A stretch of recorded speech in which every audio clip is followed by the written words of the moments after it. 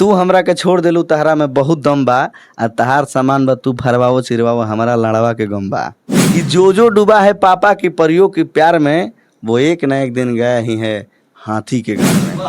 भैया हमरा छोड़ के दूसरा के संगत धरे लगलू, हम वही दिन जान गनी कि तू लड़चोटी के फार्म भरे लगलू। कि हम इज्जत बढ़िया लड़की के दिला घमंडी के ना, हमरा दिल में निमन लड़की खाती आजो प्यार बा, हमरा दिल में निमन लड़की खाती प्यार बा रंडी के। अभी हमारे साथ है जो इंस्टाग्राम के ट्रेंडिंग चलते हैं इनका रील्स, प्रकाश चौबे भैया, जो इंस्टाग्राम पर अश्लीलता नंबर 1 वीडियो डालते हैं। हर वीडियो में रंडी और छिंदी का उपयोग करते हैं और फिल्म का उपयोग करते हैं।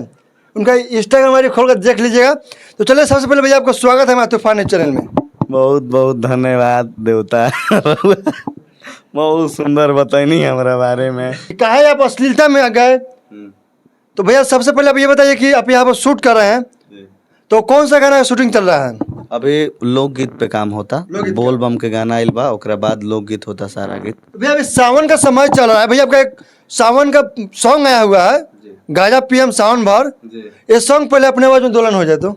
गाना आइल बा प्रकाश चौबे ऑफिशियल चैनल है हमारे चैनल से, कि सावन भर गांजा धुकाई।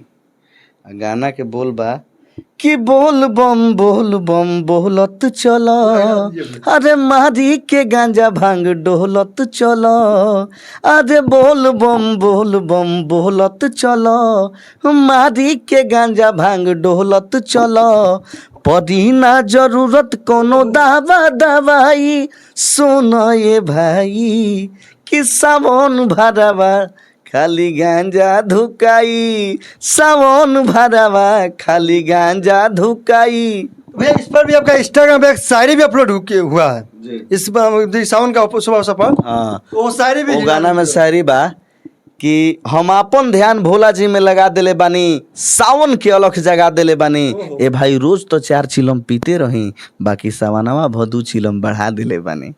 सावन भर 2 चिलम बढ़ा दिए हैं। भैया हमको नहीं लगता आप गाजा पीते भैया? नहीं, हमको नहीं लगता कि आप पीते हैं। तो भैया ये बताइए कि ये सावन का समय बहुत अच्छा सॉन्ग है भैया, एक ही सॉन्ग लेकर आए हैं सावन में? हाँ, इस बार सावन में एक ही सॉन्ग लेकर के आए। बहुत सारा गाना था। संजीव सिंह ऑफिशियल जो हमारे गुरु जी हैं संजीव सिंह जी, तो उनका भी बहुत सारा गाना है जिसमें मैं ही काम किया हूँ। तो बहुत सारा प्रोजेक्ट हो जाता है, उस हिसाब से हम लोग काम करते हैं। आपका ऑफिशियल पे ये गाना है भैया? जी, ये संजीव सिंह ऑफिशियल पे गुरु जी का गाना आया है, और मेरा जो चैनल है प्रकाश चौबे ऑफिशियल जिसपे मेरा सॉन्ग आया है।